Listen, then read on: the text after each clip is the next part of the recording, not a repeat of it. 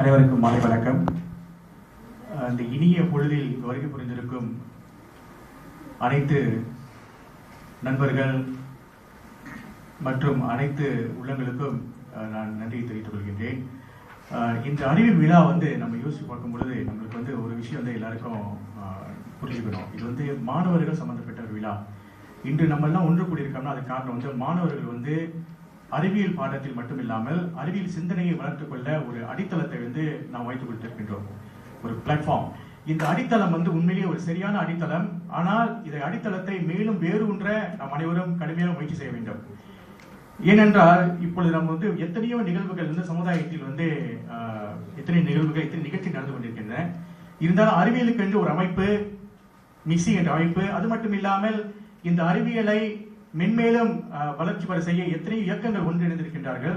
அந்த இயக்கங்களின் பங்கை பற்றி நான் சிறிது குறிப்பிட விரும்புகிறேன். மிசியை தவிர இந்த அறிவியல் விழாவுக்கு அடித்தளத்தை அமைத்துக் கொடுத்த தமிழ் அற வாரியம் ஒரு சிறப்பான பணியை செய்தார்கள். ஆரம்ப காலகட்டத்தில் இந்த அறிவியல் விழாவை தமிழ் அற வாரியம் தான் உருவாக்கினார்கள். அப்போ டாக்டர் யூனுஸ் அவர்கள் இதை சிறப்பான ஒரு வழிகாட்டிகளை அமைத்து கொடுத்து இது இன்றளவுக்கு நம்ம இந்த ப்ரோக்ராம் வளர்ச்சி டாக்டர் யூனுஸ் தான் காரணம் பாருங்களேன். இருந்தாலும் நமக்கு ஒரு அமைப்பு பத்தாது. தமிழ் அற வாரியம் சிறப்பாக செய்தார்கள். இருந்தாலும் நம்ம விரிவாக்கம் செய்யும் பொழுது நிறைய அமைப்புகளின் ஒருங்கிணைப்பு தேவைப்படுகின்றது. இதனால்தான் அடுத்து புத்ரா மைசி நம்மளோடு இணைந்தார்கள்.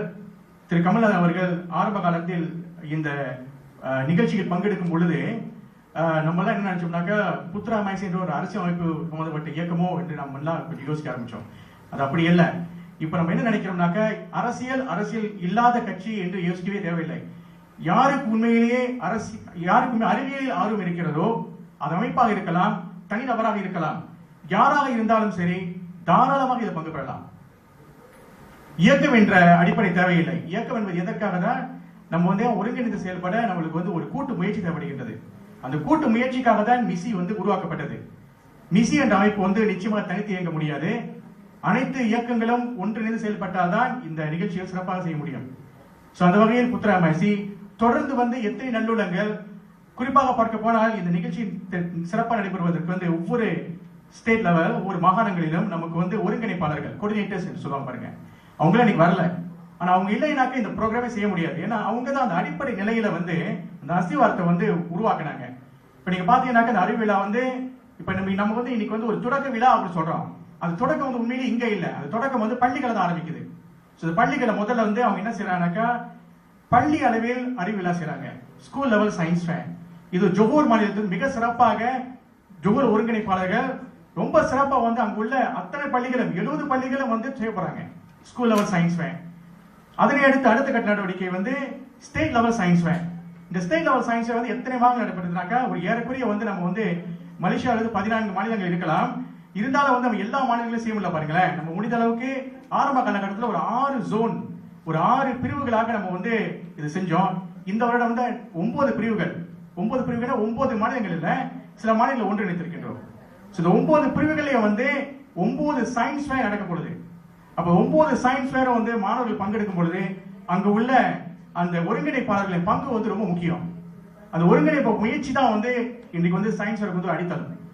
இந்த ஒருங்கிணைப்பாளர்கள் நம்மளுக்கு பாத்தீங்கன்னாக்கா முதல் அடிப்படை ஒருங்கிணைப்பாளர்கள் எல்லாருமே இயக்கம் உள்ளவங்க.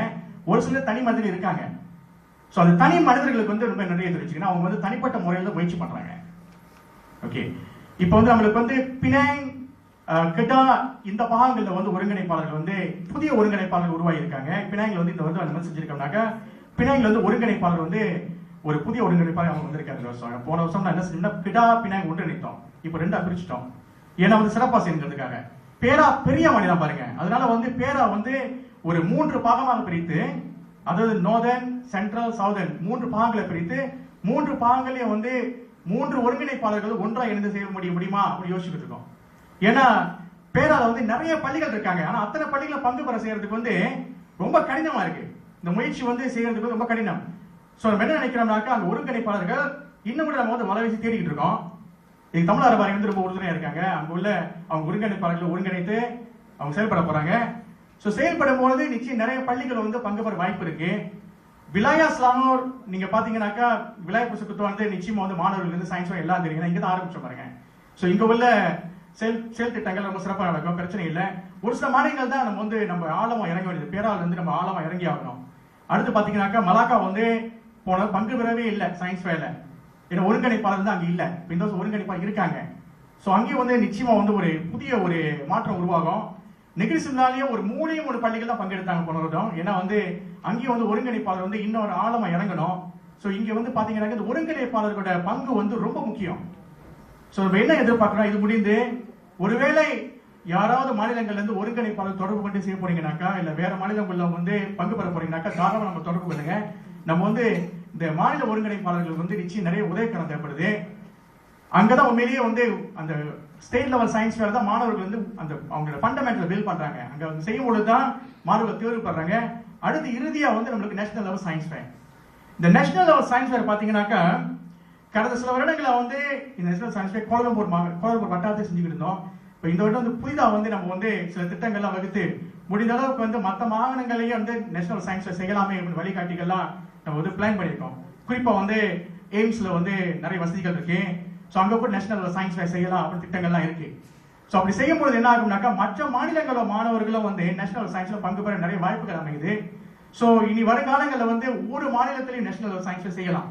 செய்யும் பொழுது அங்கு உள்ள லோக்கல் என்ஜிஓஸ், அங்கு உள்ள அமைப்புகள் வந்து பங்கு பெறலாம், சிறப்பாக கொண்டு போகலாம்.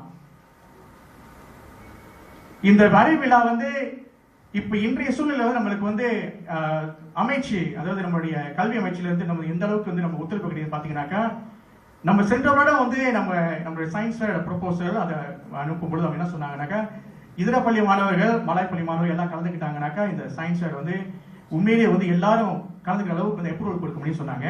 இப்ப இருந்தாலும் நம்ம செய்யறதுக்கு வந்து நிச்சயமா வந்து எந்த தடையும் கிடையாது. ஆனா அமைச்சர் எதிர்பார்க்கிறாங்கன்னாக்கா கல்வி அமைச்சு ஒன் மலேசியா எல்லா மாநிலங்களும் பங்கெடுக்க எதிர்பார்க்கிறாங்க. நம்மளோட சூழ்நிலை வந்து இப்ப வந்து என்ன செய்யறோம்னாக்கா தமிழ் பள்ளி மாணவர்கள் பயன்படுத்தோம், நம்ம முயற்சி பண்றோம்ல. சோ நம்ம மாணவர்கள் பயன்படுத்த பிற்பாரு பிற்காலங்கள்ல வந்து நிச்சயமா வந்து எல்லா மாணவர்களும் பங்குக்கூடிய அளவுக்கு வந்து சயின்ஸ் உருவாகும் என்பதில் வந்து எந்த சந்தேகம் இல்லை. இத்துடன் என்னுடைய உரையை முடித்துக் கொள்கின்றேன்.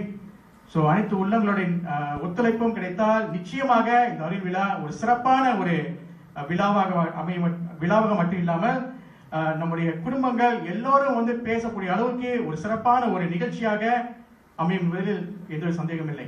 நன்றி, வணக்கம்.